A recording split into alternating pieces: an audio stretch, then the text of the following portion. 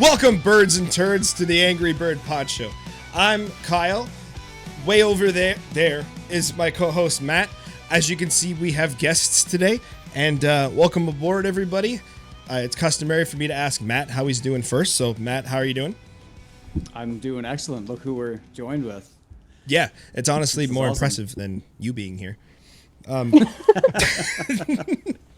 Today we got Matt and Emily. You might know them from Instagram. Ray and Emilie. What?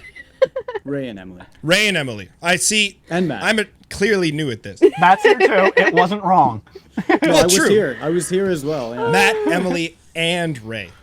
I thought I was going to Featuring get Ray. like a whole separate introduction. I was like, all right, I'll go along with that. I definitely should have done that, but I didn't. So, welcome everybody. We're gonna. Thanks for chop having it up. us.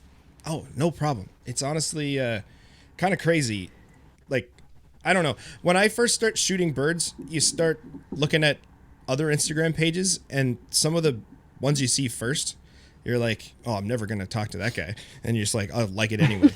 And then 16 episodes later on a random podcast you decide to start, you're interviewing them. So, crazy. Feels Yeah. pretty kind of neat. Life is good. That's how it goes. Welcome Yeah. to the internet. Yeah, really. Welcome to the internet, fam. Yeah. So one thing Matt and I do that's sort of customary around here is open our twisted teas right at the start. So I'm gonna do that. And I already messed up because I already opened mine. How dare you? Oh, shoot. All by myself. We can, This is off we the can rails. take a sip of our waters. Yeah. Cheers. I don't know Well, if you that need to stay works on the hydrated. internet. Yeah, you need to Yeah, stay we're in hydrated Florida, when so it's- it's yeah. hot. Where in Florida are There's Sanibel Island. you? Sanibel Island. so just outside of Fort Myers. Yes. Yeah, Fort Myers. Okay. Yeah. Yep. I figured with the burrowing owl shots that you were down in that area somewhere. Yes. Yes. Mm. Yes. Very good. Very good. Yes. definitely need and to we get are those at some currently getting eaten alive by gnats. The gnats are brutal. I mean, you can right actually now. see them flying by. I did. I can. Yeah, probably at not. The occasional time Yeah. you can. Yeah. Yeah. Yeah. Yep. Can I ask you a dumb question? What's a Please. gnat? Like, I know what Oh. I'm picturing as a gnat, but like, I think maybe we don't have Like them a or call them something no-see-em? different. Do they have them? You guys Okay, call them the little no-see-ems? guys. Super yeah, little. The ones that just incessantly bite you. So the problem is they're coming right through our screens. They're too tiny. Yeah. Yeah. So we yeah. have everything screened in, but they just fly in anyway, and it's not fun in here right now. But Do we know? And you can't sit in there with the windows, closed. So you kind of have to take the good It's with the too bad, hot. right? totally, Yeah. yeah. Yeah. We love van life, though. Would we call those black flies up here? Would that be a gnat? Matt? Well, black flies are the smallest, like biting kind of fly we have. So I would say it's probably pretty similar. Yeah. Okay. Okay. That sounds Yeah. bad. yeah. Yeah. I don't know Yeah, if you they guys... they're really annoying. Yeah. Yeah.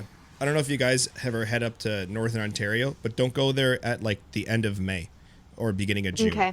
You'll get eaten alive. You'll look like a raisin when you're done being up there. There's so many of them. But you'll also get all the wildlife because it's like one of the best times because everything comes out of the bush and because to escape all the bugs. So you Moose kinda is- have to deal Oh, with gotcha. Meese. Oh. Yeah. Yeah. So you kind of got to rough it with them. You know what I mean? Yeah. So. It's crazy how that is some places. There's Alaska is a place I've been like that. Quebec. I was up in Maine one time in the summer, and it was just like the bugs are horrendous, but that's when everything's out there, and so you Yeah. just cover up and deal with it, and Yeah. it's hot and it sucks, but It's yay fun. wildlife photography, the Yeah. things we do, man. You never really remember the bugs as much as you do the encounters and the photos. So it's just you take Oh, I remember them. it. No, A couple years ago. that's just because you're dealing with them right now. Yeah. Yeah, they're like swarming our face. Traumatic flashbacks. Yeah. A couple years ago, my brother-in-law had a wedding, and he liked camping, so we went to this national park. I think it's a national park called Algonquin. And Yeah, I've heard of it. You've heard of it, yeah. So you backpack in and backpack out for a lot of it, and we woke up in the morning and we could just see like a coating of mosquitoes on the outside of the tent, and we knew we had to walk like 10-15K that day, and we're just like, I don't want to get out of here. Yeah. Like, can I just stay Yeah. in here? Yeah, where you're protected. Yeah, it was garbage, but it was a lot of fun. The trip was a lot of fun. I did Yeah. end up That's good. looking like I had measles at the end from all the mosquito bites, but I survived. Oh man. Did These are you bad, but guys- mosquitoes are worse. Did you guys experience anything in Costa Rica? That's one place I've never Bug-wise? been. So like, was it bad bug wise, or do they? No. Have anything like No. that? Not at No, all. this is way worse. Yeah, this is way worse. And we were in the cloud forest mostly, so Yeah. up higher elevation. So I think that helps a lot. Yeah. I think if Okay. you're coastal, lower Coastal, elevation, it's yeah. going to be a little bit worse, But but even last year, not as. we really didn't have a lot of bugs. Yeah, for being in the jungle, I would have assumed there was going to be a lot more, but not bad at all. Yeah. And Yeah. last year was about the same time as this year. We were there in January last year, so Okay. 2 months earlier. Right. Okay. But seasonally, I think kind of the same. Yeah. Yeah. I mean, this is a It was dumb still question all the too, dry but, season. but I'm sure it was amazing. You know, getting back. Oh, there yeah. and taking some Oh, photos. yeah. Now, did you have a workshop while you were there, or was it just a trip for Nope. you guys? Just No, a trip. I went on a yoga retreat, and then Okay. Ray was just there, just doing photography the whole time. Of course. Yeah. Of course. He's just Why there. not? He just That's just an showed up. excuse to go he's shoot just some there. amazing birds. Yeah. Yeah. Yeah, we totally Yeah. did. It was my sister joined us for part of the trip as well, so it was 2 weeks total. We started all three of us for a few days. Emily went to her retreat. I just hung out with my sister for a little bit, and then she left. I had some time on my own, and then Emily joined back up, and then me and Emily had some time. And we spent the first Week and a half. week and a half all in Monteverde, which is a really well-known spot for birding up in the cloud forest. And it was a beautiful place. There was a lot of places to visit, but photographically, at least the way we approached it, it was really, really tough. And it just felt like after a week and a half, it was a lot of repeating the same stuff over and over again. And so sort of just decided to stop shooting there. And we ended up like last minute kind of booking an Airbnb in a place we had been last year that we had some really good results at. And so we ended up going there just to finish out the last like 4 or 5 5 days. days, Yeah, something yeah. like that. Yeah. Right. And that was what mostly were- hummingbird photography. What were some of the issues like, or like kind of hurdles you had to get over shooting? Because you said more jungle. I'd expect that to be like super thick, really, really dark canopy type photography. Was that kind of one of the hurdles you had to get over?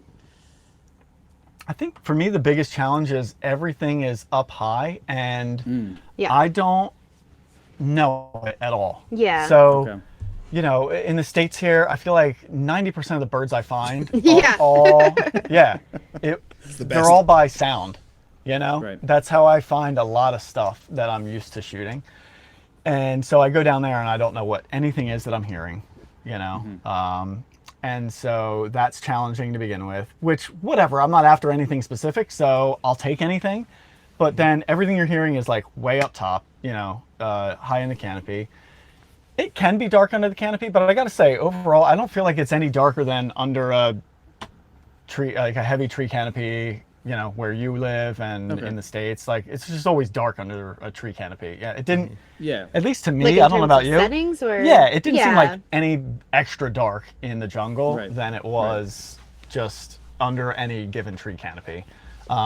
And I've heard that too all the time, Matt. It's just like, I've always heard like, oh, the jungle's so dark under there and blah, blah, blah. And I don't know. I just didn't really experience that too much. Yeah, I feel like most of it is like you're saying, kind of more just like shooting up at in the top of the trees, and then the other part of it is just not knowing where the birds like their habitat, or the other thing is like maybe not knowing what fruiting trees they might like, or Right. Yeah. that sort of thing as well. Because actually the funny thing is like these two canets, we were so excited, we saw them like once again super high up in the tree, and then later that day we saw them like almost eye level pretty much, Yeah.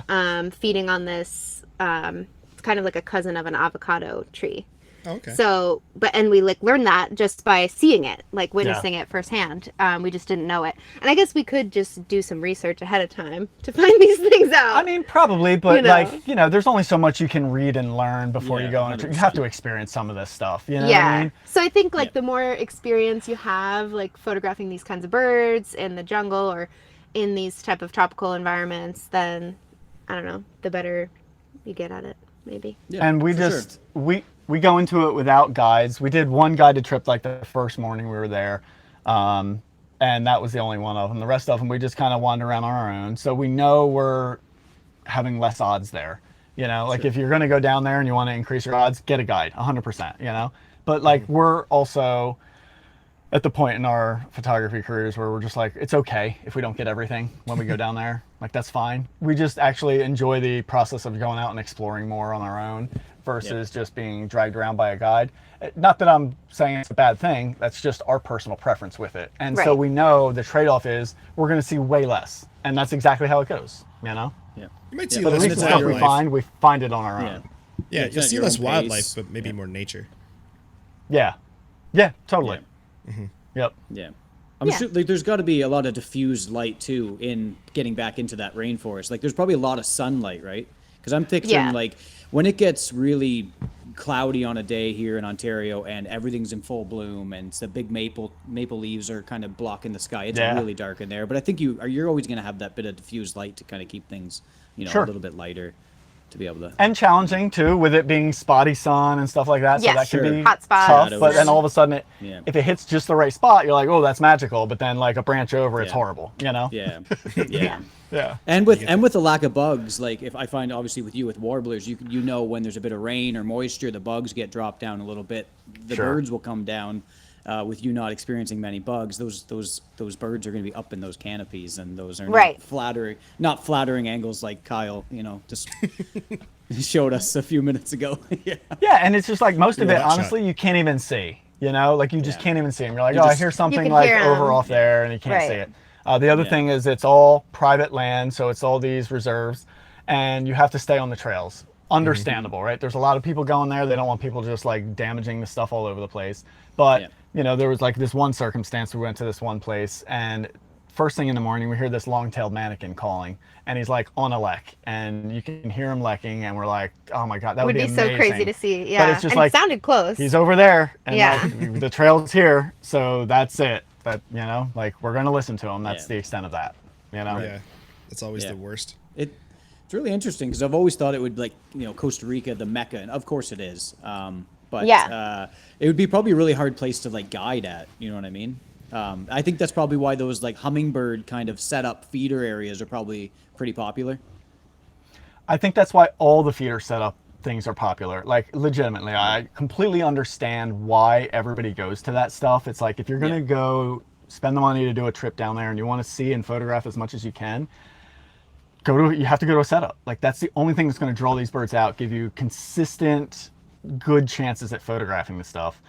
And the reality is, like, just for us, we're just like, yeah, it's not for us, And not to say we never do it. Like, we do shoot in and around them sometimes just to get near those birds, but it's not the experience we want for the entirety of our trips, Sure. Yeah, makes sense. Yeah. We have this little WhatsApp group, and we just kind of shoot the shit in there.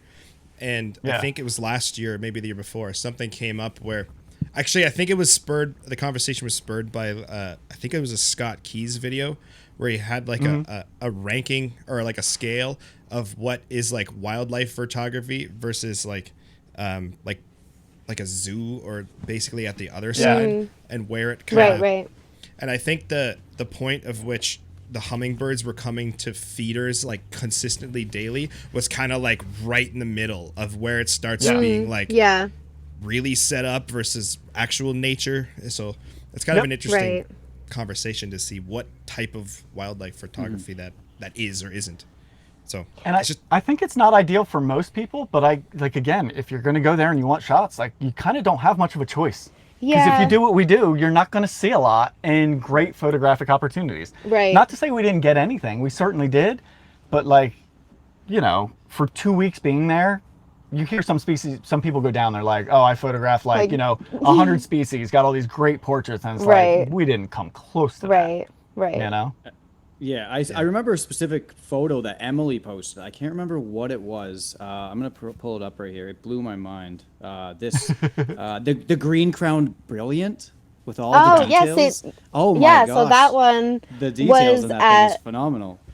Yeah, so that was at this right outside of the Monteverde Cloud Forest. It's called Cafe Colibri, and they do have feeders there, and it's a very it's sorry for all of the scratching and flailing around to getting rid. There's a cloud of gnats in here right now. It's very distracting. I really apologize. We're like really bad guests right now, but there's like hundreds of gnats in here.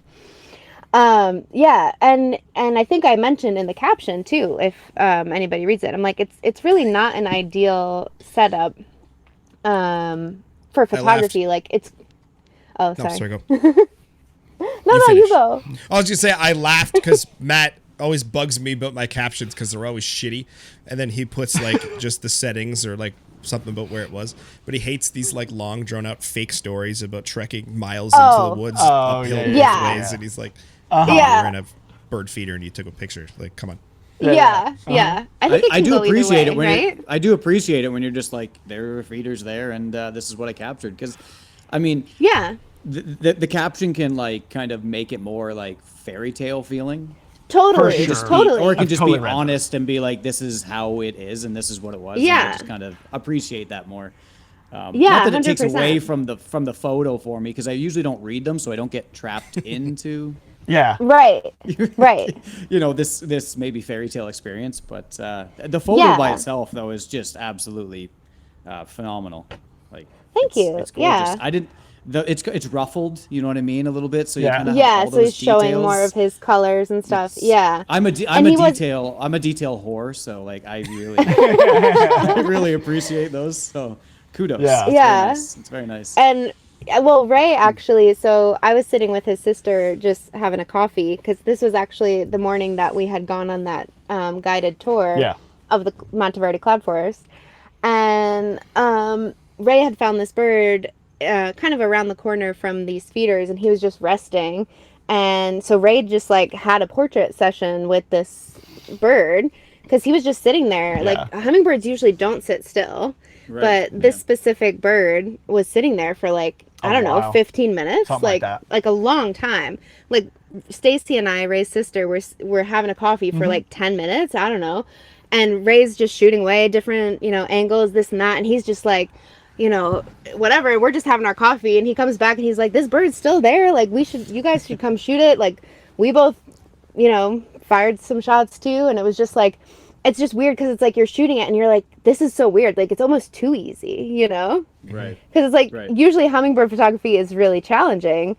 And it is, and like every other place we've been, even at this place, because basically this place is like very condensed, it's like it's not really easy to get great shots there. There's people walking up with their phones right up to things. And it's not like it's not like a garden. There's not like flowers and it's basically like a couple of these hummingbird feeders, and then that's pretty much it. Like So anyway, this one just happened to be on this little couple of bushes or whatever. Well, it was an interesting lesson. Like everybody's standing there, even other people with cameras, they're all looking at these feeders. They're just watching the feeders because that's where all the action is. And then if you just take a few steps and look around, like I looked around just like this one little path around the corner of the building, and he's like right next to the side of the building in shade. It's a full sun day, but it's shady over there, and he's just chilling right there. And nobody had a clue he was there. So I shooting him like crazy. And then by the time they come back and we're all shooting together, of course, now people catch on like, oh, something's happening over there. And then you look over your shoulders, like lenses coming over your shoulders and stuff. And everybody's like right there. You're like, whoa, all right then. Yeah. Because it's like one of the only natural perches around, right? So everybody's like, oh, this is cool, Yeah, but I guess, it was just so funny, like how often it happens. And I still do it to this day myself, where you get caught up in like, here's the obvious. here's where everything Right. is, you know? Right. And sometimes it pays to just always just keep looking around a little bit more, Yep. you know? Totally. And that's how we You're- found Totally. that. Yeah. Yeah, you're not And- really expecting them to be in the area unless they're on the feeder itself. Yeah. That's Right. that's what you're thinking. Yeah, yeah. Whereas they Right, would be but just of perched course, off just a like- little bit. Yeah, of course they were feeding and then like flying off and perching off into trees and stuff like that. But they were also like really messy kind of backgrounds and that sort of thing. So it was Sure. nice that he was in a really nice little. Of course, spot. he was in a He very was, nice yes. spot. Yeah. Yeah, very Yeah. nice. It was Spot. a very nice little spot. Yeah. Yeah. Awesome. It's funny when you Yeah. like you have to when you do look around for stuff like that. It's like what I was thinking of is I often see like chickadees at my bird feeder. They'll grab a seed and then go to a perch and kind of eat it, then go Sure. back to the bird feeder. So like if you've watched for a second, you'll be like, oh, they're all going over here, or they're going to Yeah. like their own spot. So you might want to camp that spot as opposed to the bird feeder, and then you get a little bit better. Yep. So I guess just applying bird logic or Yeah. whatever to Yeah. Yeah. listen to yourself. Yeah. I even noticed that just in the field shooting when like they say there's no feeders present, they do kind of have their particular kind of perches in a certain area where there's 2 or 3 of them where they'll just jump around from. And if Yeah. you do kind of key in those areas, you know, you can kind of set your background and your angle up and attack your photo just by being a little more patient that way. Yeah, Oh, that's why I Totally. can't do it. that's what you can't do. I have no patience. Patience. Oh, I I'm mean, run and gun. Kyle, I'm like, you gotta have patience to do bird Chase after photography. the birds. Come here. Yeah. It's why I all can't patience shoot though, really, isn't it?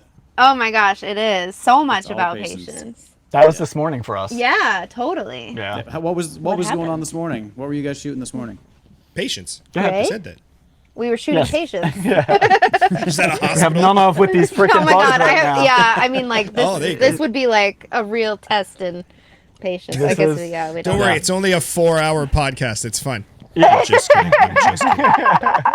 Oh look, thumbs Also, up. I don't know where these thumbs up things Sorry. keep coming. Like, I don't know Yeah, how to turn I that have off. no idea. Is it something like No, it's like some dumb thing on the Mac, and like I I don't know don't if even you can know do where it. to turn it off Oh, anymore. you're on a Yeah, Mac. I don't want to mess. that's I don't want to Oh. mess Just with live. settings right now. Yeah. We're live streaming and we're just getting a bunch of likes come in.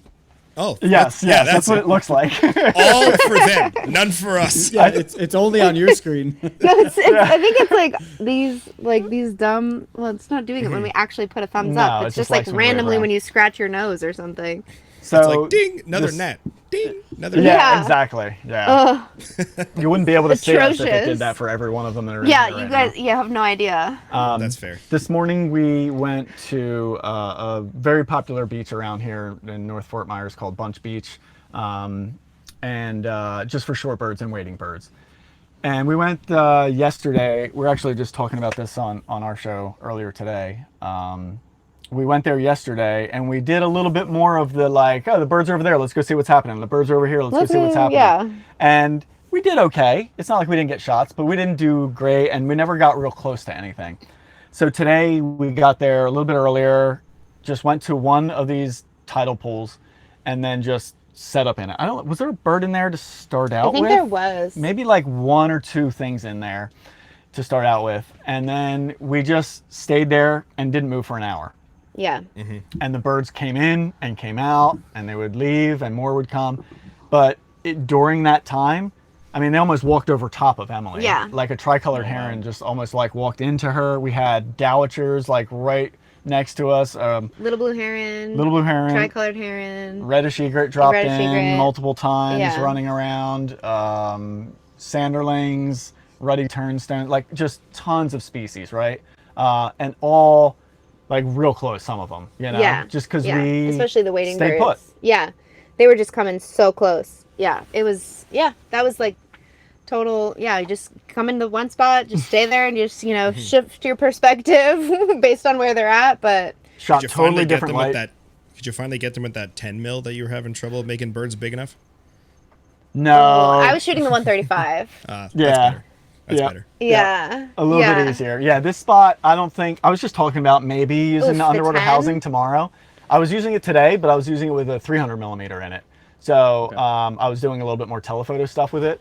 And so it's not about really split level stuff and seeing underwater. It's more about just getting the freedom to get really, really low water level perspectives, because honestly, half the lens is under the water at that point. You know what I mean? Yeah. So that's what I get with that, and it gives just like a real extra dreamy look to it, which is really nice. And you just get the freedom of being in and around saltwater and being like, yeah, whatever. I'll just lay my camera here. I'll let it float over here. You don't have to worry about like getting it wet or splashed or anything, which is really nice. That amount of freedom sounds excellent. It is, but the trade-off with it is the whole thing is so much more cumbersome to shoot. It is. So, yeah. like when I have the camera in there, I can't change my aperture. Like I just can't. Like I can't. There's no dial for the front, right? It's only a dial for the back, so I can change my shutter speed or my exposure compensation depending on how I have it set. You use and exposure I can comp. Yes. Oh yeah, for sure. Yeah. that, I man. choose Take that. when I put it in there. I do aperture priority with exposure compensation, so that way, instead of me having to change a lot of settings because it's really difficult to do, the camera's doing most of that heavy lifting for me, and then all I have to do is just kind of make it a little bit lighter or darker depending on what I'm shooting at the time. So it just makes more sense to shoot that way versus having to mess with a lot of dials and everything. Like the less you have to do when it's in there, the better. Yeah. That's fair.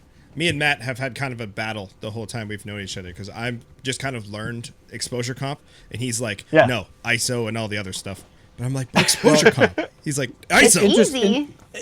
Interestingly enough, I came from the Fuji ecosystem, the XT series, so I always had the dials, so I was kind of like the, you know what I mean? So when I switched over, I'm very much an aperture, ISO, and shutter speed guy. I just kind of Just manual, like full manual, or? Full manual, yeah.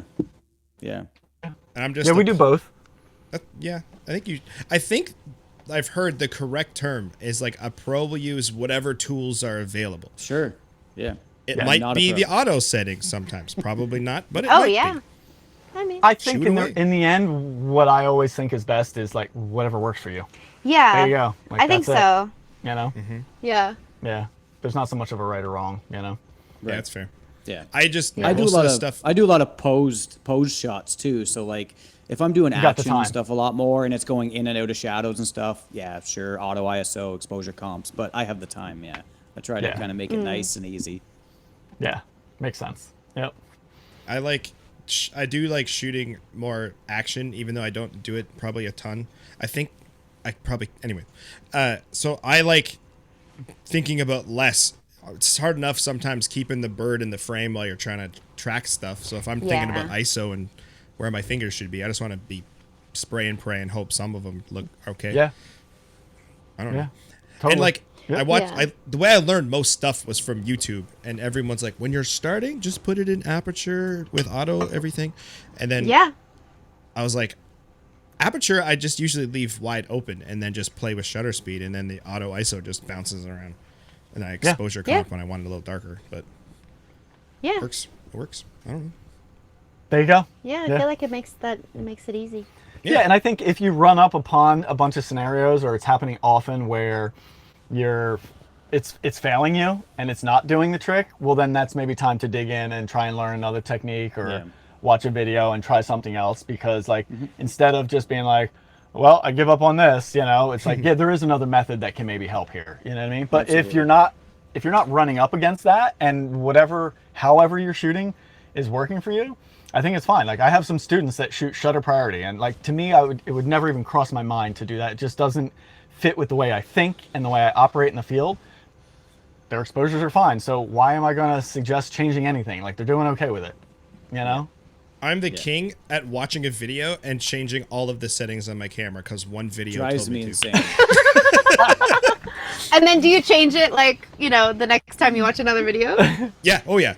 So I'll be like, the recent one is I used to do the conventional back button autofocus.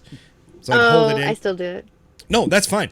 So recently what I've done is do tracking on the shutter button and then like conventional autofocus on the back button. But I had been doing normal back button for so long that I'm like, oh, right. But I'm almost getting out of the right, and now it's becoming second nature again.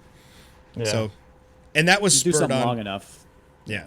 That was spot Sure. on because I didn't like where the autofocus button on the back of my camera was. So I was just like, I don't want to push that so often. So I just decided to put it back on the shutter button. It Because is a video bit of a says that. stretch. Yeah, it's a bit of a stretch on the R8 to get over to that back button focus. It's kind of like okay. up in a corner. So it's like you roll your thumb almost to the top right instead of like pushing in.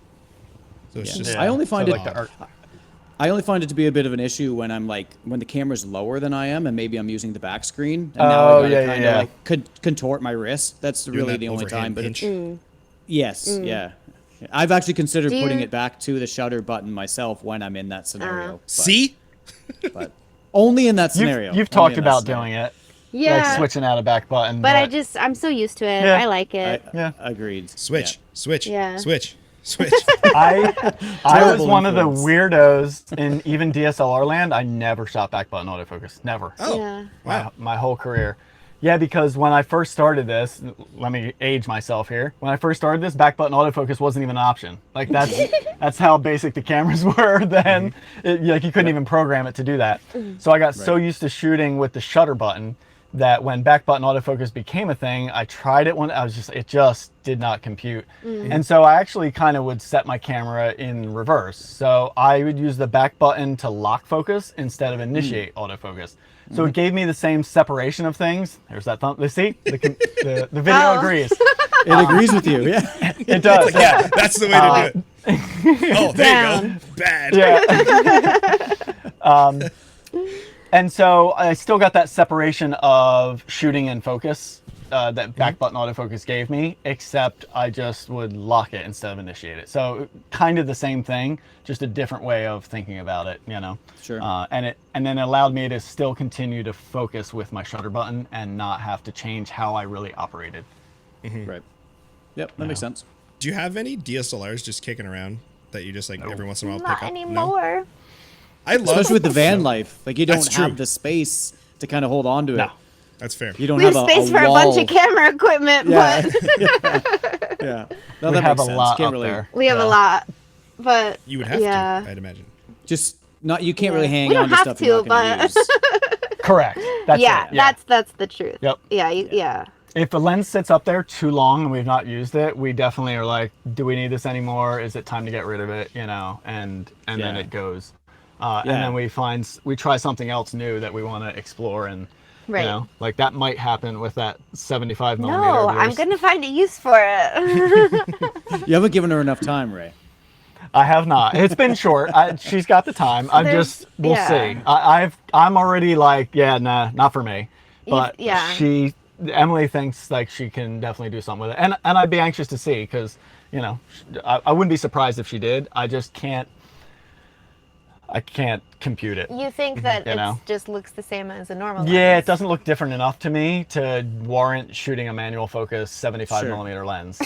Sure. Yeah, know? I was just thinking 75 is just kind of in between a couple things. Like an 85 and a 50 have different looks. And I've never craved between personally. It's a 75 1.5. f1.5, so it's a real fast lens. Yeah. Yeah. Yeah. Oh, is And it like it's a built TD to- Artisan or something?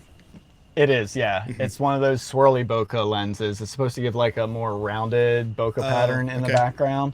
But again, like even when I've shot, I'm just like, it doesn't look, it's not in your face enough different for me to work at it, you know? Like, But yeah, you like like the look of donut. it. Yeah. Yeah. I have The a donut dumb one, you're not mistaking it.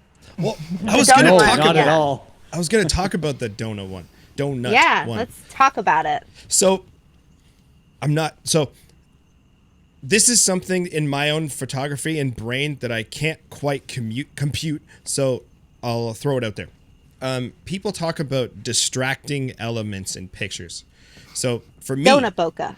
well, that's what I'm saying. So I'm a bird person. So my eyeballs want to see bird. Like I don't care about the Not background donut bokeh. first.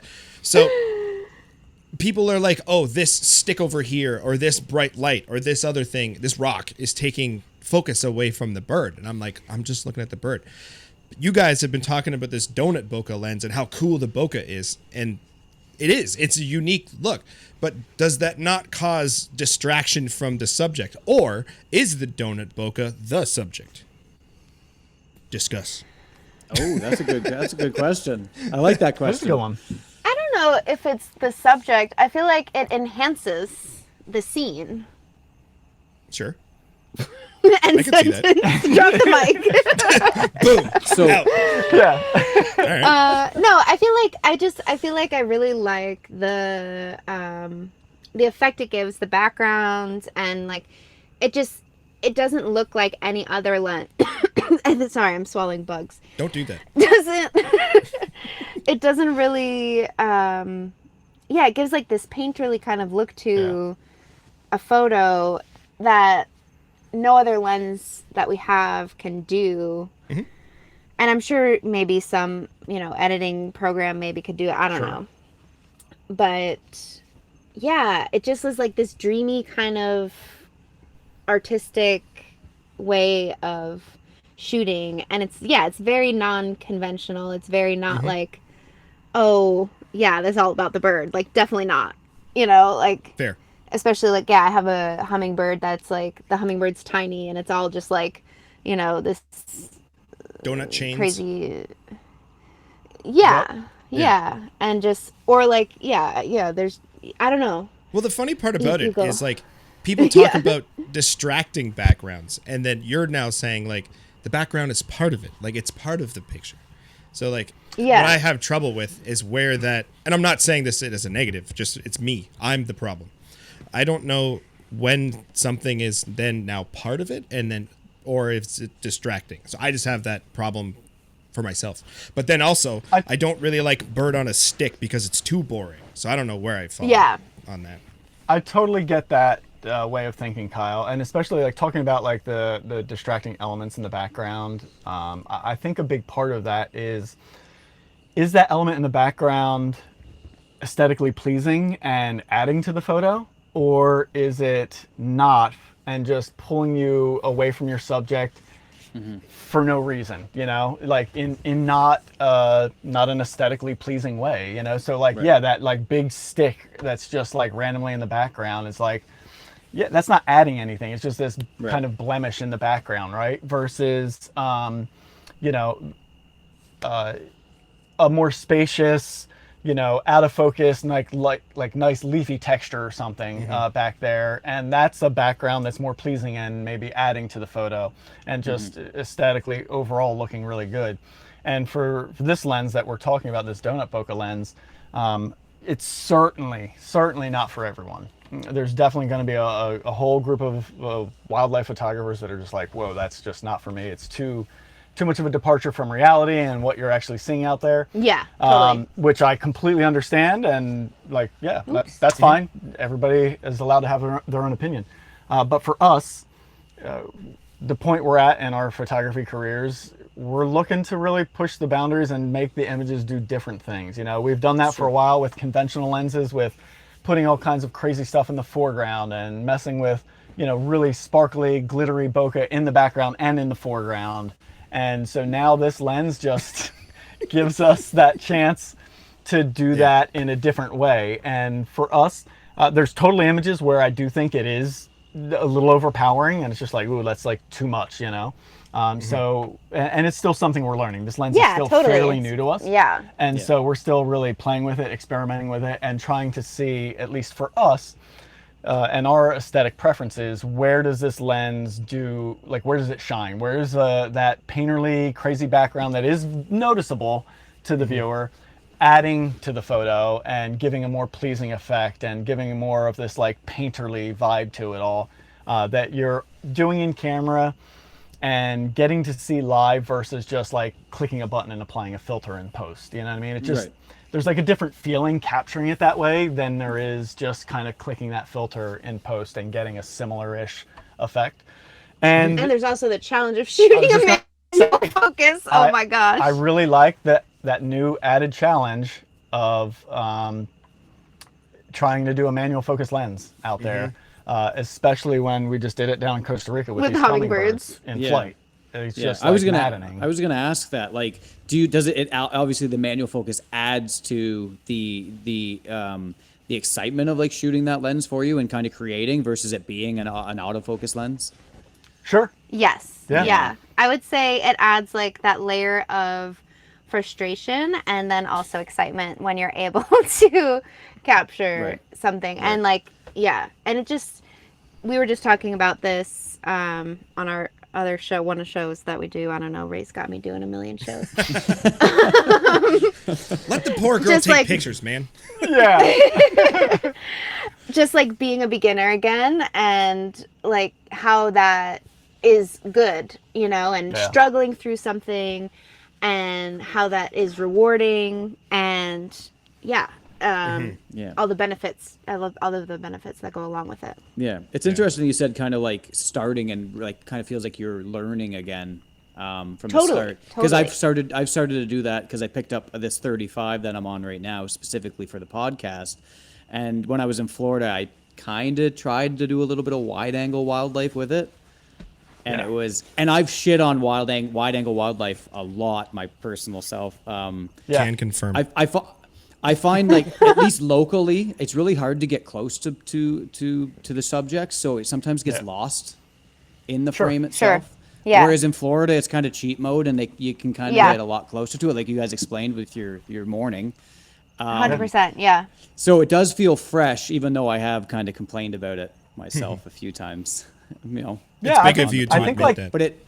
but it's nice to it's nice to feel something fresh again because you know usually going out with my 800 or my 100 400 it's kind of the same shots and I do Sure. appreciate that, but that little added element to kind of just make you feel like everything's new again is nice to feel once in a while. Yeah. And I think just like anything, Matt, there's always, especially if, at least, you know, I talk about this a few times recently, like when you get something new and you're a beginner at it, or like beginner with the gear again, it's so easy to be like, oh, this is new and different, so therefore it's great and I'm going to share it. And so I think just Right. like you said with the wide angle thing, like that's definitely a little bit more, I won't say brand new. I mean, it's been around for a while, but it's trending more, like more and It's more people are trending. doing it. Yeah. So I feel like just inherently you're going to see a lot of bad versions of that, right? And Yeah. so just because you managed to get somewhat close to a subject and photographed it with a 35 millimeter or 24 millimeter, that doesn't mean it's a good shot. Like Yeah. it just, you know, like it doesn't end there. It still has to be a good shot. And that's the big challenge we're going through with a lot of this new gear and these new lenses is when is it different and good, not just different? Right. Did we talk about Right. this when we were on yours? I Like think the- probably a little bit. Yeah, the difference between like different and good. Because I think Yeah. the Yeah. example I used was the whole blurry like wedding photography trend that was going on. Yes, that's right. Yeah. Yeah. Oh, and I when was they're like- out of focus. Yeah. Yeah. Yeah. Yeah. Uh-huh. And like, Yeah. it's cool. Yeah. I'm like, no, you didn't focus on anything. Yeah, maybe 1 out of every 50 is cool. Yeah. You know? Yeah. But Yeah. A whole shoot, Not all the time, just just- all blur. just doing it, right? Like that's the thing, right? Just doing something different simply for the sake of doing it different, especially if you don't understand why and what it's doing and like have intention behind it, you know? Like one of the big things I was doing down in Costa Rica, while Emily was using that donut bokeh lens a lot with the hummingbirds, I decided I was going to try and shoot, like the vision I had in my head was flower stationary and then hummingbird slow shutter speed, like blurring and flying around it. Like I wanted to show the movement of this hummingbird around it, right? So I was shooting anywhere from a 30th of a second down to a 10th of a second. And so there's a difference to me because like I had that concept and I worked on it for days, for hours. I mean, I probably put in a total of like 10 cumulative hours, like actively shooting and trying this effect over the period of days we were there to try and get some of these shots. There's a big difference between that and getting something out of it versus like, oh, I accidentally had my shutter speed slow and like the bird was blurry and like there's the image, right? It's like the do thought agree. My and the pictures. concept and intentionality that goes into some of these oddball things. I think it matters. It makes a difference. You know what I mean? Yeah. That's a good point. Yeah. Well, No, I agree. The intention definitely yeah. matters. The agrees thumbs too. up agrees. The thumbs up Yeah. agrees. This is So like damn funny. Caesar from Gladiator. Good concept. yes. Bad concept.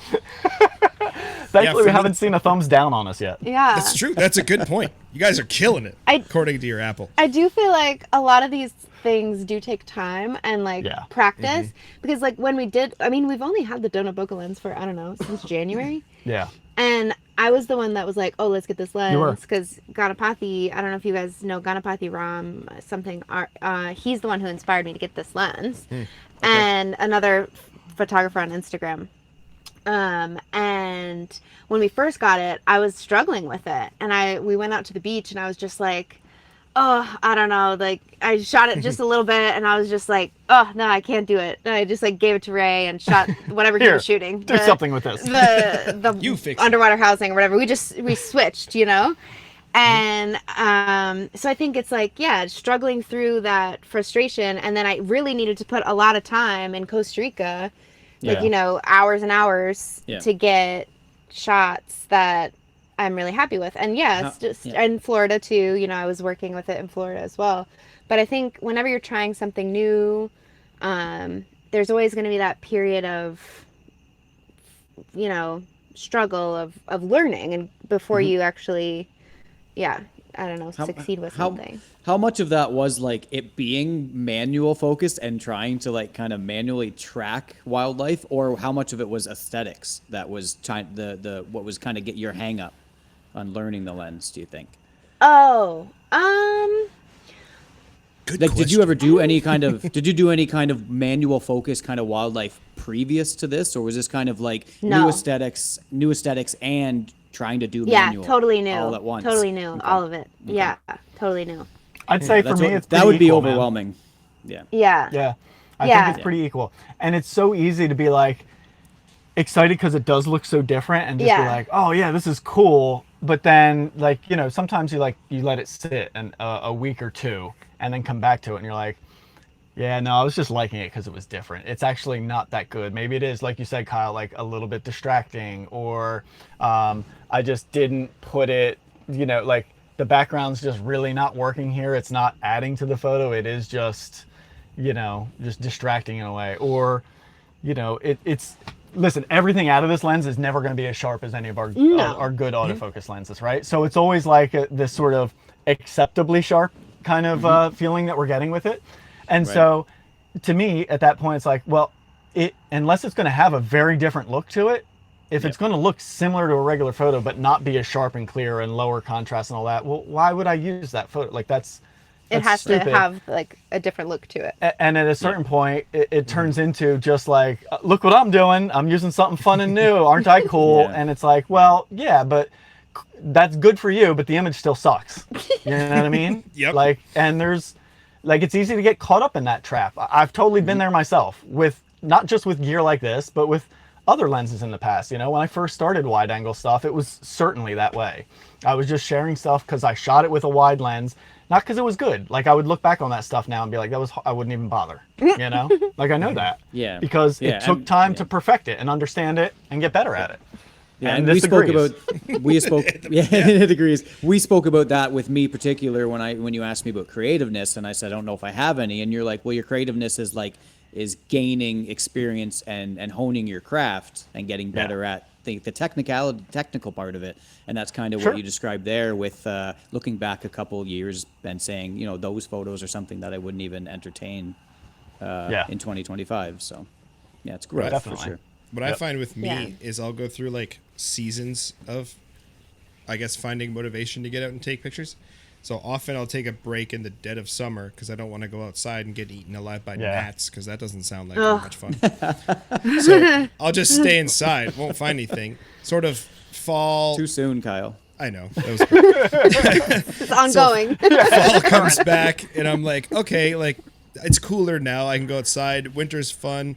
But when I look back, the longer periods where I'm shooting more consistency, my shots get better, and then I take like a of course. hiatus, Yeah. and then it's bad again. Yeah. And I'm like, gosh darn Yeah. it, just stick with it. Yeah. That's what I find. with Yeah. me. Yeah. No, it's not just you, man. I think that's everybody. That's how Yeah. it is. Yeah. If I you, think if you so, don't too. do this stuff. Yeah. Yeah. You know? So how I started, I think I mentioned this in the other one, but I'll mention here.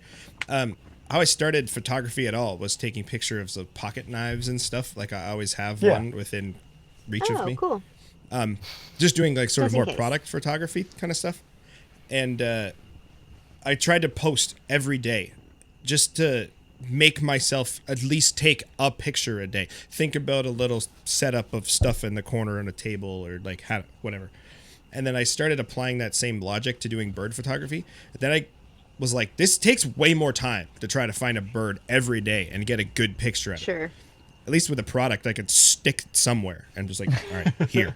This is the Yeah. setting, right? So, like, I need to come up with ways to, I don't know, more consistently get myself out there, shoot. Like, you guys were just talking about those shorebirds that were running over your feet. I went to Yeah. some sewage lagoons near here that are pretty nice in the spring for... It sounds bad, but honestly, Ray's like, face. it's pretty clean. Sounds good. Well, like, they used to be sewage lagoons, but now it's a... I know what you're talking about. We've wetland. shot them in Florida. Yeah. We have. Yeah. So, Oh, that's like, oh, okay. Yeah. shit ponds, you know. The one I ponds, shoot okay. locally is still a running Shit pond. lagoon. Oh, lovely. Yeah. But, like, I was 6 miles away from a pair of coots. And I was like, all right, I'll walk over there. And as soon as I started walking generally their direction, they just like swam into the middle. So then I just like laid on the side of the pond for a bit. And there was 2 geese just looking at me like, even we're not going to go over there, dude. And I was like, come on, just come on closer, coots. Like, just be really nice.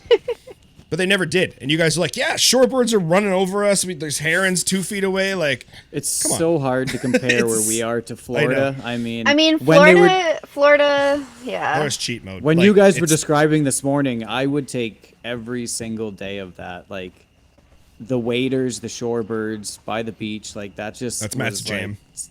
oh, it's my jam. I could do that every day. Yeah. I think That's That's I my really jam could. too. I love Yeah. it. Yeah. Yeah. Yeah. Yeah. It's Except for around like about, I know you say when the light gets too harsh, like stay out there and try new things. But I'm like a 9 a.m. I'm gone. The light's too harsh in yeah. Florida. Oh, Yeah, we, yeah. we last, I mean, we shot for maybe an hour this morning, and that was it. Yeah, And it's just it's like, about all you then get. I turned into like trying silhouettes with waves Yeah. crashing over the front of the housing just to Yeah. see if I could do something interesting with that, you know? Sure. yeah. But without 'Cause that that, would seemed have okay you with would the have you light. stayed? Would have you No. stayed without that thing? No. Yeah. No. Yeah.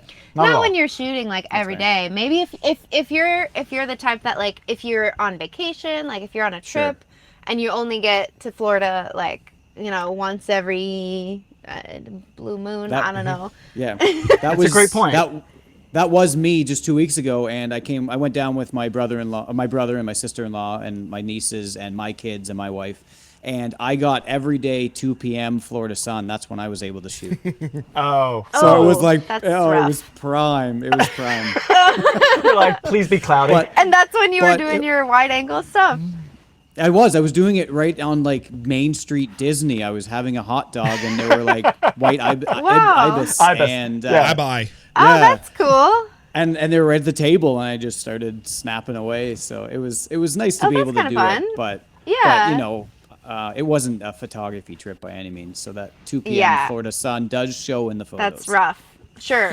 I would imagine. Yeah. Yeah. No, and Yeah. it's a great point Emily made. Like that does make a big difference for us to be that picky with like this is what we do. Like Yeah. that's Yeah. you know, it's my job and it's what Emily gets to do in all of her free time. And so Sure. we have the privilege of traveling to all these amazing places and seeing all these incredible spots and you know, most of the year being on an open-ended schedule. So it's like if we get to an area and we want to spend more time there, we're like, yeah, we'll just stay an extra day or two. You know what I mean? Yeah.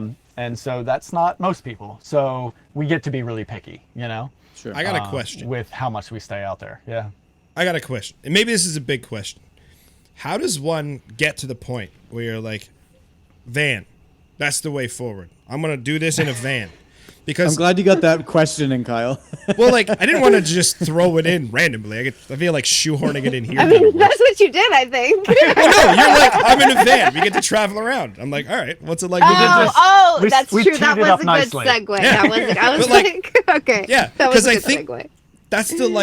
that's the I don't want to say the dream, but like you want to do that. Like someone like me who's been into birds since he was like 9 is just like it'd be Yeah. so cool to just drive around and take pictures of bird. But then I'm like, I don't know if how where's step 1 for that? Like I don't know. Like it's cool. Like I'm just curious.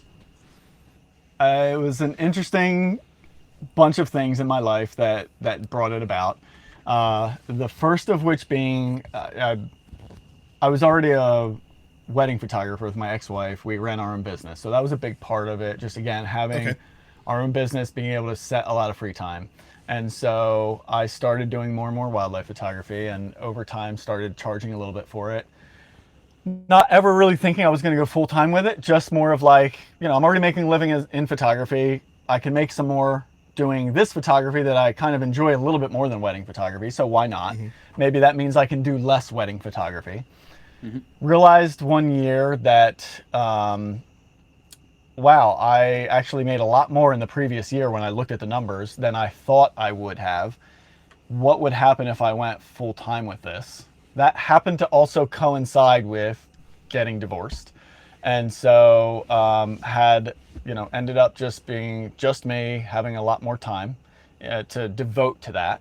And so I made that decision of like, all right, I'm gonna shoot my last wedding in November of 2019. Dumb What a luck time to choose with that too. one. Yeah, because 3 months later, no weddings existed anymore because COVID shut it all down. So just incredible luck there. And so I did full-time wildlife photography for a year and a half, 2 years. And I still owned the condo that my ex and I had in New Jersey. So I was still based out of New Jersey, but starting to travel a little bit more. And then just kind of realized one day, what's tying me to New Jersey anymore? Like, what's keeping me here, you know? And my ex wanted out of that condo. She wanted her name off of it, so we needed to refinance anyway. And it was like, well, it's either refinance or sell it. And at that point, I was like, I'm free.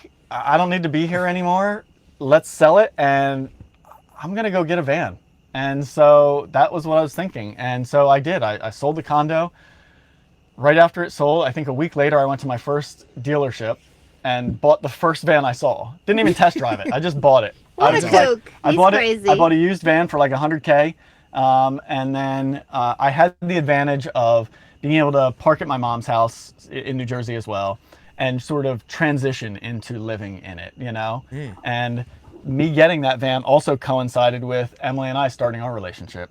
And so she was working at the time, and she started, like, we would meet up somewhere like once every month. You know, we would have that amount of time to meet up. So for the first year, we were a long distance relationship and just meeting up like once a week or once a month for about a week. And usually, sometimes I would go to where she was in Hilton Head with her mom, and then other times we would just meet somewhere where I was out with the van. And I started just kind of getting better at living at it, and she started enjoying it. And then 2 years into that, I guess Probably a more than year into that, Yeah. you were with me mostly full time. Yeah. Emily's with me, and then we upgraded to the second van, and that's kind of really how it came to be. You know, it was just like this realization of, I don't need to be tied to New Jersey anymore. I'm starting to really enjoy exploring. My life situation is allowing me to do that right now because I had already transitioned into the full-time wildlife photography, and I knew that I could potentially do that everywhere. And then during that period of time, it was also a big push in my my wildlife photography career to start pushing a lot of it online. And so that's what I do. I do a lot of mentorships and working with people online, and I teach people from all over the world. So that way I can do that while traveling everywhere and just mix in these destination workshops, you know. I should be taking notes. Yeah. And so listen, there's a bunch divorced. of things. Yeah. I'm joking. I'm sorry if that was terrible. I wanted to make the joke, but I was like, Why did I do That it? was I feel funny. bad now. Sorry. We all There was laughed. It's just okay. there was just a lot of things that like coincided to work that way and be just like the good time in my life for me to be able to do it. And you know, the privilege of having, you know, a parent that could help support me to do that and give me a place to kind of fall back on if I needed it, you know, and to transition to it, because the whole thing would have been a lot harder to just be like, all right, day one, sell the condo, now 100% living in the van. Like, yeah, I if don't this know if I doesn't would've made that work, work. yeah, Yeah. Yeah. You know what I mean? So it was much easier to just kind of like slowly learn about the process, figure out, get more confident with it. Like, I'm staying out one day, I'm staying out 3 days, and then I'm going to do a little bit of a longer trip and stay out for a week. And then next thing you know, a year in, it's like, oh, I'm just in the like, van I'm down out by all the time river. now. Yeah, exactly. You know, Yeah. and now That's awesome. especially with the upgraded van, which Emily was a big part of. You know, both like deciding what we're going to get and financially, because we both were just like, we really don't want a house, so this is going to be our investment. Let's make it this. And so now this van is just incredible. We live just like we feel like we're at home all the time, other than obviously the bugs inside. Sure. But like, you know, as far as like power, we just have power all the time. You know, we're plugged in right now. We got Starlink running the internet. Like we got it down, so we can live this way everywhere very comfortably. And it's freaking incredible. It really is. It's That's super incredible cool. that we get to do this. It's also incredible that I got lucky enough to find somebody that fit living this lifestyle and is amazing and chill enough to be in this space all the time together, and we're not at each other's throats, you know. And the extra adorable. bonus is we have the shared passion. Like, we get to go out and do this photography together, right? So that's huge. another major bonus. Like, how many people I know go on a trip and they're like, oh, it's a family trip, and I might get like, I'll get an hour or two to go out and shoot and do something like that, you know what I mean? And listen, I get it, I've been there by myself in the past, but like, we get to go on a trip and we're like, yeah, let's go, let's shoot as much as we want, let's go mountain bike, let's go hike, let's do, like, we just have the shared passion. And so it's, You mountain bike too? I mean, yeah. Wow. I used to be a bike mechanic for a long time. No joke. Oh, really? Yeah. Nice. Do you know the single track sampler? I do. Do? That's awesome. Yeah. Not watched all personally, his I know video- of him. Yeah. Oh, okay. Yeah. I was watching Yeah. his videos where he was setting up his van to kind of do the same thing and ride around. Yep. Yeah, that's dope. Yep. That's super Yeah, cool. yeah, Thank you yeah, for yeah. sharing that story, man. That's really cool. Yeah, no, yeah, thank you. Yeah, sure thing. It's just, I mean, I certainly, and I think Emily would say, I encourage everybody we meet that, like, you know, toys around with the idea. It's like, yeah, if you can, go for it, but it's certainly not for everybody. Yeah. And I think Sure. so many people we encounter are like, oh, I'd love to do that. And it's just like, yeah, you kind of thought about it for a little bit and it sounds fun, right? But like, logistically, are you ready to get rid of 80% to 90% of everything you own? You know, because like everything Maybe. we own is in this van right now, you know, like that's not for everybody. If you have a partner with you, are you ready to live in such a tight space with that? You know, are you ready to not shower for every couple of days? You know what I mean? Like there are things that, yes. I thought you were going to say Timing was you're so going to good. get. Are you ready to get rid of 80 to 90% of everybody you know? And I was going to go. Yes. Yes, I No, am. actually, you know what the reality is? We actually, I think, like meet more people We in get to person meet, yeah, now more people. than we ever did, because we drive around the country and we're like, hey, we're in your area and we've known you Yeah. on Instagram for a while, and like, That's I mean, true. that would happen. Like, if we're driving That up through your networking. area, like, yeah, we'd like reach out to you guys and be like, yo, we're in Sure. the area, you know? Yeah. And Be so super we've in person met a ton of people that otherwise we never would have. Yeah. Because like logistically, you're not going to like fly out to them just for a quick greeting, or they're not going Right. to fly to you. Like, it's just not happening, you know? Yeah. And And you have your so- own accommodation. Like, it's not like they Yeah, have exactly. to We don't figure need a out- place to Yeah. stay. We just need a like, place to give us park. a place to park. Yeah. That's it. Yep. I got a big Yeah, driveway. yeah. Just saying. We're good. We're good on that. He's Yeah. not coming up to the armpit of Ontario of Canada.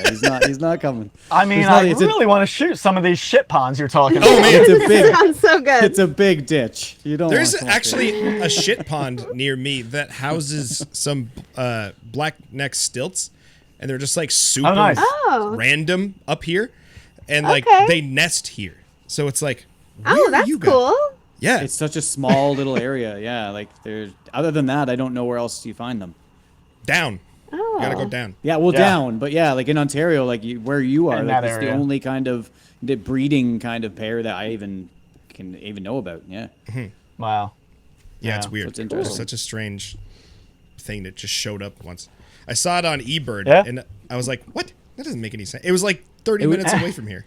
it would. was like, It's just as random as like knowing, like, hey, Emily and Ray are in Ontario. Like it would be Yeah. it's just as random. Yeah. Yep. That's awesome. Yeah, now I have to go downstairs and convince my wife to live in a van. That's my next move. Yeah. Because like, birds to me, I think I said this last time. I'm a birder first, so often I'll just like forget to take pictures. I'm like, wow, look at him go, and then I'm like, oh shoot, I should have pointed something at that. And just being able to do that every day would be super duper cool. Yeah. Well, here's the thing, though. I would say, like, what we really learned though is we don't want to do it every day. Oh, True. We lost. I think I already know that don't, for myself. Yeah. Yeah, it's like we have some periods of time where that happens, and then you're just like, all right, we're done. Like we got back from Costa Rica. We were there for 2 weeks, and we were pretty much shooting every day. Well, you were shooting every day. Yeah. I had 5 days off on my yoga retreat. Yeah. And then we got back, and we had 3-4 days where we were just. We didn't want to touch a camera. Yeah. Sure. Yeah. No, I totally understand. Yeah, how that could be. So because I'm the type of guy that might shoot every 3 weeks, but I'm still leaving at 9 a.m. if that sun's too hot or too bright. Yeah. You know what I mean? Like I'm just that guy. It's just like there's only so much time that I want to put in for that quality type. Photography. Yeah. Yeah, and what I realized too is I thought the same thing. I'm like, oh, I'm just going to be out shooting all the time, especially when I went like full-time wildlife photographer. I'm just like, yeah, I'm going to be just shooting all the time. And I had a period of that, especially when I was growing the business. And then it's just like, I'm getting burnt out. I'm losing it's not quite as fun anymore. And so I actually credit Emily a lot for helping me realize, like, let's find some balance in this. Like, let's not put so much pressure on every outing. She's always approached it from the moment I met her as like a much more, like, she is certainly passionate. Like she'll be in the dirtiest, muddiest water, knee deep, crawling through it. She'll be right in the shit pond before I am, right? So it's not that she won't push and be hardcore about it, but she's also just like, okay, cool. If we get some images, great. If not, that's okay. You know what I mean? And like, like being around that sort of mentality really changed it. Because for a long time, I was so like, got to get images, got to shoot, it's got to count. And like, if I didn't get images, I was kind of like angry, and the whole outing was a failure. And like, I was so focused on that I was like losing sight of like, look where you're at. You're out in these amazing places in nature, and like, who gives a crap if you get a good photo or not? That's just a bonus. You know what I mean? And so that mentality shift that came from being around her, it has really changed me. And I got to say, I think opened me up to be a lot more creative, because now there's so much less pressure to get the quote unquote good image that I'm free to experiment more. And so I really appreciate that. Was the former mindset kind of like, was it social media influence just because you were not starting out, but kind of depending on kind of like a social media presence to post every day or anything like that? It was for a time. Okay. It was for a time for sure, but it also was just, that personal drive, that personal growth. Like I want to get better. It's got to count. And I think, if you want to grow as a photographer, there needs to be a certain level of that. But what I try to talk about a lot and share is like, I feel like I've gone through that process myself and come out the other side to where everything's more balanced now. And it's, I can just straight up say to anybody that's going through it, it's way better being where I'm at right now, with way less pressure and not feeling like I have to go shoot every waking moment. Any free time has got to be out with the birds, getting a camera, and you better get some good images every time. Like, that's just not fun. That only lasts so long, before you're like, this sucks. Yep.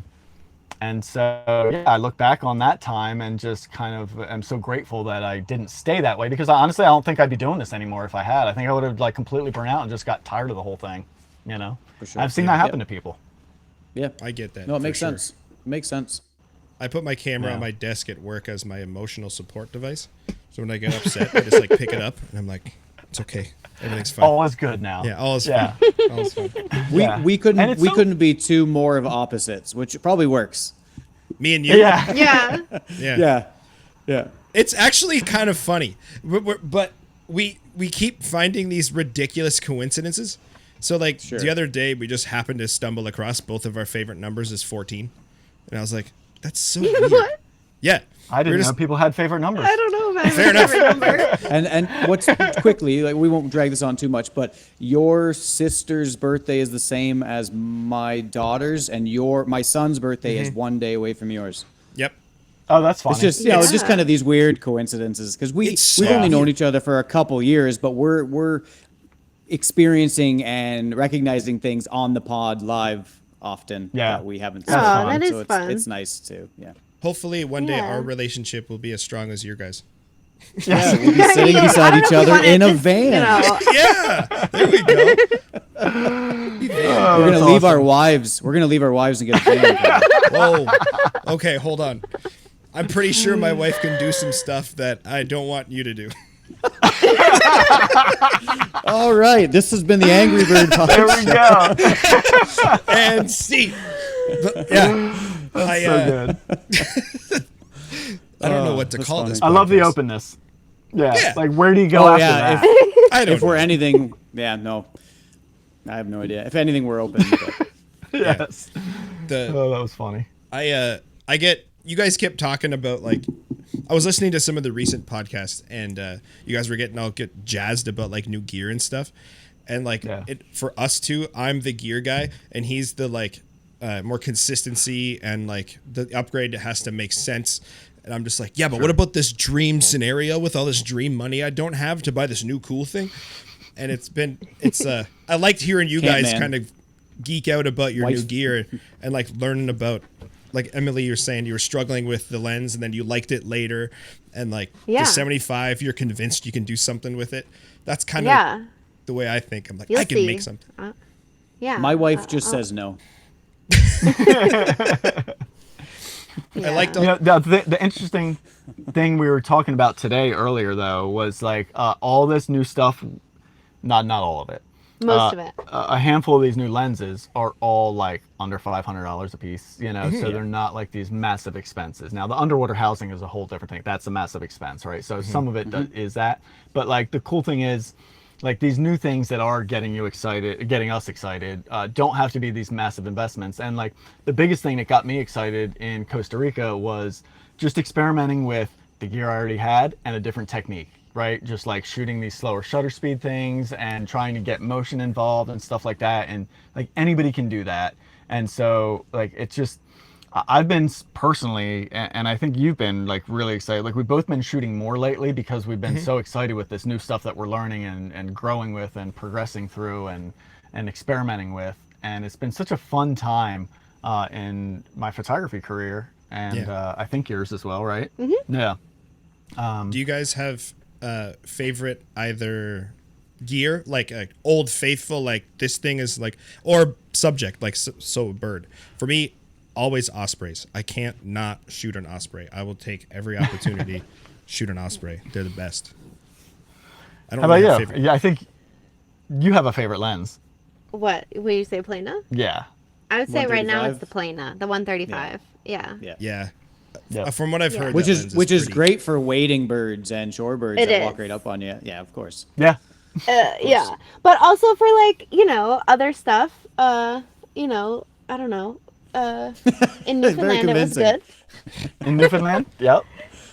Also for other stuff, Seabirds that are super friendly. Yep. Yep. Sure. Seabirds. It's good for the friendly stuff. Yeah. Yeah. I can't remember totally what else fair. I've used it for, but that, There's also an interesting aspect that comes with it that is definitely like a time doing this experience thing that you just start naturally getting better at getting closer to stuff.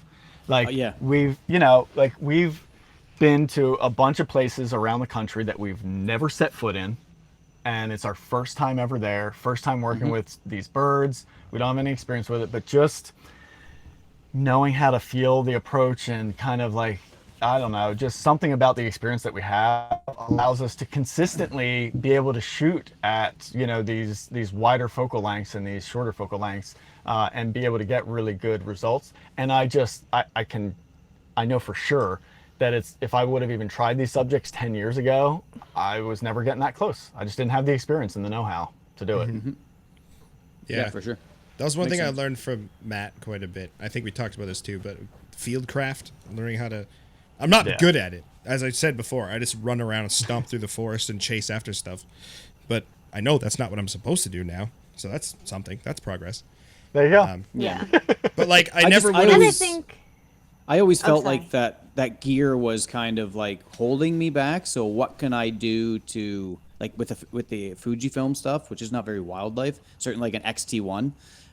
What can I do to better my chances? And it was always get closer or learn the species and the habitat they're in. That was always the number one thing that was going to make it more successful. So that's kind of why I still, I guess, have that mindset myself. That totally makes sense. What were you gonna say, Em? Yeah. Oh, I was just gonna say like the difference between our shoot yesterday and today was just like not being so hasty in our movements. Like today we That's like the secret. hardly moved at all, and like we like Let really them- didn't move at all, Let them and come let to them you. come to Yeah. you. You know, and like we're in the same place, and we had a much more productive outing. So Yep. That's a great point. yeah. Just Very good. before this, we were watching a show, and yesterday, I think it was yesterday, I came up with an idea. I was like, Matt, I have this idea for a product, and it's going to be awesome. So what I wanted, you know those like beach tent things that are like a half a tent? But I was like, imagine a small one that's like camo and with a hole in it, and you can just lay down, and it's like a shield in front of you, so the ducks or whatever can't see in front of you, but like behind you, you can like move around and stuff. I was just watching a show like today before dinner, and I Googled sort of any combination of words that I could think of that of my idea, and I couldn't really see something. There's like the blinds you sit in, there's like the camo blankets and that kind of stuff. Yep. But they make these it's a shade for a laptop if you're on the beach. So it's like this little thing that like pops out, and it's like shiny, but it's like exactly the same size without a hole in it. And I was like, can I spray paint camo on that thing and then just like sure lay you down could. behind it? So I'm like, now I'm coming up with products. So that's where I'm You could, at. you could at least lay a net, like a camo net over it, and it would do the same There we thing, go. yeah. My wife sews. There you I get her go. to stitch a net onto it. Now we're on You to can get something. one for like $8 at Amazon. It'll come tomorrow. Yeah. So like I keep thinking that I need like another device or tool to help me get closer to stuff, which is like the exact opposite of what Matt's been trying to tell me for 2 years. So like you don't And need more stuff. I have to agree with Matt on that one, Yeah. based on my experience. I No! fully agree with Dang that. Dude, Kyle, I was just gonna say, dude, like you remind me of me so many times with like years ago of just like, Sorry. if I had this, I could try this and do that and blah blah blah, and then like over time, even after getting some of those things, you know, or making some of them on my own, I just realized like in the end, I just made things harder than it was if I would have just like learned more about this species or just got more experience out there, just being able to Or get went to the closer right and, like, location. yeah, I mean that's a huge part of it too, right? Yep. Like people ask us all the time. They're like, "Oh my gosh, how do you get so close to this stuff?" And it's just like there was nothing other than just a slow approach, and like we didn't use any special gear or camo or any of that stuff. None of that stuff. It was just like we just had the experience and approached slowly, and it worked out in the end. You're not going to And get I- any sponsors that way, Ray. What was that? I said you're not going to get any sponsors that way. No, yeah, definitely not. Yeah. Yeah. I know that's going to be Matt's favorite clip from this. Me getting shot down, but my idea that I need everything. And then I'll be awesome. If I could have a video profile pic, it would be Ray saying, "I agree with Matt." That's yeah. Take that, Kyle. Yeah, that's fair. I get it. It's for sure. Yeah, So you. funny. yeah. We just have a good time, man. You know, we kind of started this podcast because like we just joke and like talk about birds and have like common interests, and we just felt like people need hairy doofuses in their life talking about birds. So like stuff like this comes Here's out of one. Yeah, exactly. It's Three perfect. amigos. The more the merrier. I want to shoot more, and what are some keys to like maximizing, and this can come from both of you since you have way more experience than me. Keys to maximizing an area that you don't know very well, because I imagine you guys do that sort of more frequently than I would. Totally. Yeah. You got anything, Em? You go. I feel like I'm putting the hard questions out there. I think for me, it's all about recognizing areas that can produce good photos versus areas that won't. One of the biggest mistakes I think I made, not in the beginning of my career with this, but when I was intermediate, like kind of in the middle of it, was always chasing where the subjects were. And I don't mean it physically chasing, but like just gravitating towards, okay, like there's good birds here, there's good birds there, and not recognizing, okay, cool, there's a lot more birds there, but photographically that area is not great. It's not going to produce what I really want to do here. Meanwhile, if I would have gone over to this other spot where there's way less birds, but the photographic opportunities are so much better there, that's where I'm actually really going to capitalize what I do and how the photos look. And we've said it countless times on a bunch of different shows. When we travel all the time, we purposefully put ourselves in places that are just beautiful to begin with. Number one, because it's great to hike there and just see them. Like, we want to see all these amazing places with our eyes. But if you're already in a place that just visually looks incredible, and then wildlife happens to show up, half your job is done. Like, all you have to do is kind of capture it at that point, because you're already in a great spot, versus, okay, I got this great bird and it's in this thicket, and now I got to try and figure out how to make this work good and can I make something out of this? It was a big waste of time, you know? And not that any of this is a waste of time being out there, but it was a waste of time to get great photographic results, you know? So that would be my biggest piece of advice, is like, don't just chase where the birds or whatever wildlife you are. Go to where it looks good too, right? And that gets easier when you care less about what subject you're photographing, you know? Like, sometimes if you really have a specific species you want to get, well, of course you kind of have to go where they might be, right? But if you're just like, I'll photograph whatever if it's going to look pretty, then who cares what it is? Just put yourself in these beautiful spots. Something's like bound to be around there, and then you get to, like, half your work is done for you, and you just have to capitalize on that good situation. Sounds like no more shit ponds for me. I don't know, man. We've had some good shit ponds, dude. It depends on how they look. Yeah. Brown. Right now, brown. And I don't even mean the water. Well, like, everything's just dead around. Yeah. They haven't Yeah, come that's back true. yet. It's We don't have disgusting green out yet. there right now. Yeah, it's not pretty. It's brown season outside. This is what me and my wife always call it. Stick season? Yeah. Do you have anything Stick else, Sam, season. that you would I say feel with like traveling? you summed it up pretty good. That was what you would say too? Sure. Yeah. Yeah, that was really good. Cool. Yep. Yeah. I like it. Yeah. Two I don't blades. know. I think I've asked all the questions I want to ask. Matt, Nice. do we have anything left over that we Nope. want to... We're good. No? I think we're all right. Yeah. All right. Well, guys, it's been a blast. It has. Honestly, before... Yes.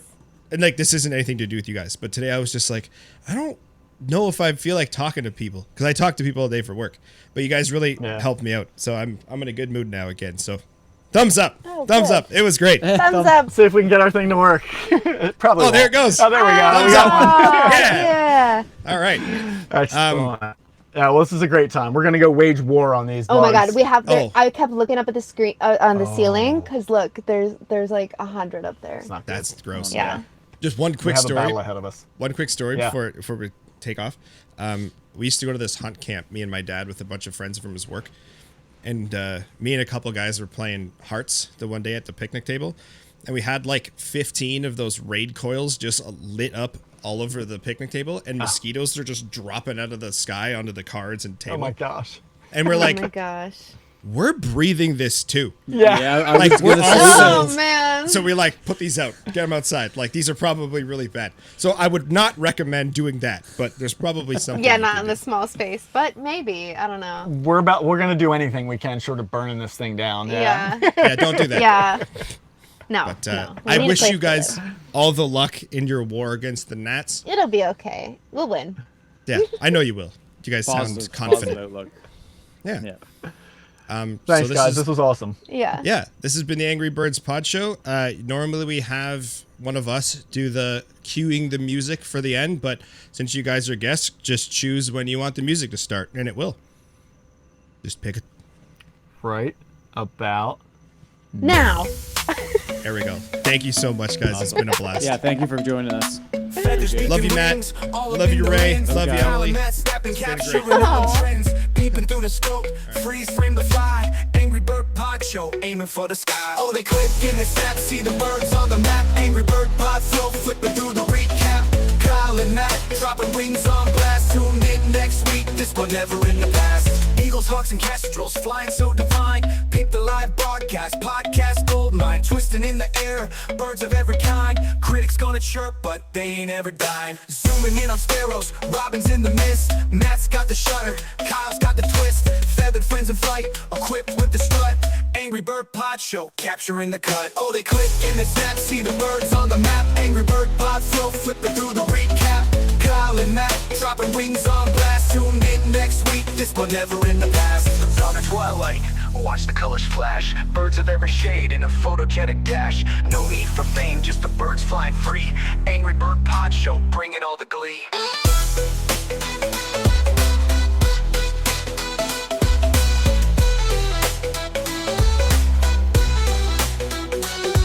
Oh, they click and they snap, see the birds on the map. Angry Bird Pod Flow, flipping through the recap. Kyle and Matt, dropping wings on blast. Tune in next week, this but never in the past. Eagles, hawks, and kestrels, flying so divine. Keep the live broadcast, podcast goldmine. Twisting in the air, birds of black, so fine. Ray and Matt, dropping wings on blast. Tuning in next week, this but never in the past. In the past. Tuning in next week, this but never in the past. In the past. Zooming in on sparrows, robins in the mist. Matt's got the shutter, Kyle's got the twist. Feathered friends in flight, equipped with the strut. Angry Bird Pod Show, capturing the cut. From dawn to twilight, watch the colors flash. Birds of every shade in a photogenic dash. No need for fame, just the birds flying free. Angry Bird Pod Show, bringing all the glee. Oh, they click and they snap, see the birds on the map. Angry Bird Pod Flow, flipping through the recap. Kyle and Matt, dropping wings on blast. Tune in next week, this one never in the past.